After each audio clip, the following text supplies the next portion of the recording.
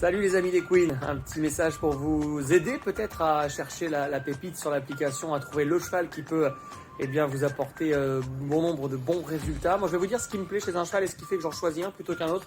Vous le savez, ma passion c'est l'obstacle et évidemment il y a la qualité de saut qui compte. Essayer de repérer un cheval qui sur une course à 10-12 obstacles va faire le moins de fautes possible, va perdre le moins de temps, parce qu'une faute c'est clairement lorsqu'un cheval perd du temps sur un obstacle par rapport à ses adversaires, il doit faire un effort pour pallier ça, pour reprendre sa place. Donc la première chose évidemment c'est la qualité de saut. Je suis assez attentif au cheval qui a le comportement idéal, c'est-à-dire qui ne cherche pas à aller trop vite, ou s'il va vite, c'est que c'est dans sa nature et qu'il sait se gérer. Et le cheval qui en revanche n'est pas trop feignant non plus.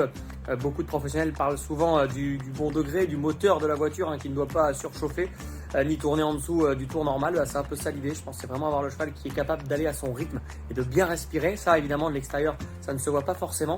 Donc le petit détail peut-être pour trouver le cheval qui respire bien, c'est de se concentrer sur sa fin de course, de voir s'il est capable d'accélérer, au moins de ne pas décélérer, mais en revanche surtout bien sûr d'essayer de placer une pointe de vitesse. Ça veut dire que le cheval en sautant respire, et s'il respire en sautant, alors il peut aller très loin avec le niveau qui est le sien et pourquoi pas soulever des montagnes. Voilà, moi le comportement du cheval d'obstacle, c'est celui qui saute bien et qui me semble ne pas faire d'efforts, être vraiment au rythme parfait pour faire des kilomètres et des kilomètres, parce que celui qui gagne une course en obstacle, c'est le moins fatigué, c'est pas le plus rapide. Moi j'attache beaucoup d'importance à un trotteur qui peut effectuer plusieurs efforts dans un parcours. Alors c'est vrai qu'un cheval qui a de la vitesse c'est très plaisant. Maintenant un cheval qui peut produire plusieurs accélérations dans un parcours, c'est quand même quelque chose d'encore mieux à mon sens, et c'est aussi ce qui différencie beaucoup les trotteurs des galopeurs.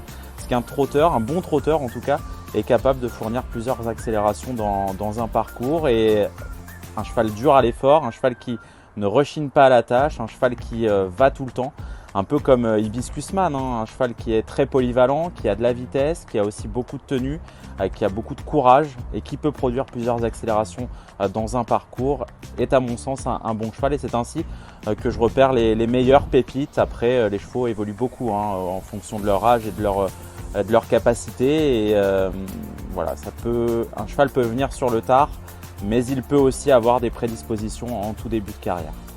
La qualité qui me paraît essentielle quand je veux dénicher une pépite, c'est vraiment le courage. J'aime beaucoup les chevaux qui sont capables de se dépasser dans une dernière ligne droite, de donner tout ce qu'ils ont et même un petit peu plus pour certains, pour obtenir le meilleur résultat et pourquoi pas la victoire. Moi je trouve que voilà, un cheval qui est courageux, je vais toujours le préférer à un cheval qui a peut-être une classe un petit peu supérieure, mais qui est un petit peu nonchalant dans l'effort. Donc voilà, vraiment le courage est quelque chose que je plébiscite chez les chevaux, et notamment pour retrouver mes pépites. Et également la tête des chevaux, parce que je pense qu'un cheval qui a une tête de crack déjà, eh bien il a fait une bonne partie du chemin pour devenir un crack, et surtout pour me séduire.